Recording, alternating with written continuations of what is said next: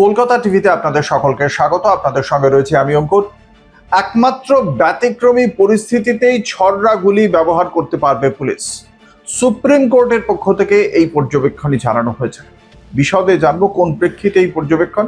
আপনারা সকলেই জানেন, যন্তর মন্তরে 20 জুলাই চলো সংসদ যাত্রা ছিল ককরোচ জনতা পার্টির আহ্বানে, এবং সেখানে বহু শিক্ষার্থী, তরুণ প্রজন্মের ছেলেমেয়েরা তারা চলো সংসদ যাত্রায় সামিল হয়েছিলেন, এবং সেখানেই পুলিশ ছররা গুলি চালায় এবং তাতে বেশ কয়েকজন জখম হয়েছেন। একজনের দৃষ্টিশক্তি ক্ষতিগ্রস্ত হয়েছে বলে অভিযোগ উঠেছে, এবং তারই প্রেক্ষিতে কেন্দ্রীয় সরকারের অবসরপ্রাপ্ত তথ্য কমিশনের আমলা যশবর্ধন আজাদ তিনি একটি মামলা করেছিলেন শীর্ষ আদালতে, এবং শীর্ষ আদালতে সেই মামলাটি আজকে ওঠে বিচারপতি সূর্যকান্তের ডিভিশন বেঞ্চে, এবং সেখানে 3 সদস্যের বেঞ্চের পক্ষ থেকে এই বিষয়টি নিয়ে সুস্পষ্টভাবে জানানো হয় যে একমাত্র ব্যতিক্রমী ঘটনার ক্ষেত্রেই ছররাগুলি ব্যবহার করতে পারবে, এবং যন্তর মন্তরে আন্দোলনের দিন র্যাফের কাছে, র্যাপিড অ্যাকশন ফোর্সের কাছে ঠিকই কি কি ধরনের কার্তুজ ছিল সেই তথ্য সংরক্ষিত রাখতে হবে।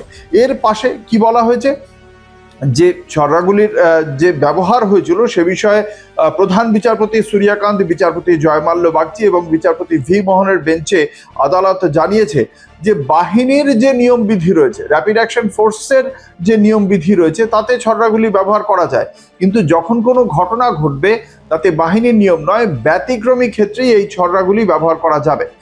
Bureau of police research and ডেভেলপমেন্টের যে নির্দেশিকা রয়েছে সেই নির্দেশিকার কথাও উল্লেখ করা হয়েছে শীর্ষ আদালতের পক্ষ থেকে, এবং এক্ষেত্রে স্ট্যান্ডার্ড অপারেটিং প্রসিডিওর বা এসওপি বা আদর্শ কার্যপদ্ধতি ঠিক কী রয়েছে সেটা দিল্লি পুলিশকে জমা দিতে বলেছে সুপ্রিম কোর্ট। প্রধান বিচারপতি সূর্যকান্তের বেঞ্চ জানিয়ে দিয়েছে যে প্রশ্নভাস বিরোধী যে আন্দোলন সেই সময় যে ছররাগুলি চালানো হয়েছিল সে বিষয়টি খতিয়ে দেখা হবে, এবং সেক্ষেত্রে বলা হয়েছে র্যাফের কার্তুজের হিসেব সংরক্ষণ করতে হবে। যারা ছররাগুলিতে জখম হয়েছেন তাদের উপযুক্ত চিকিৎসার বন্দোবস্ত করারও নির্দেশ দেওয়া হয়েছে সুপ্রিম কোর্টের পক্ষ থেকে। আপনারা দেখছেন কলকাতা টিভি, রাত দিন 7 দিন।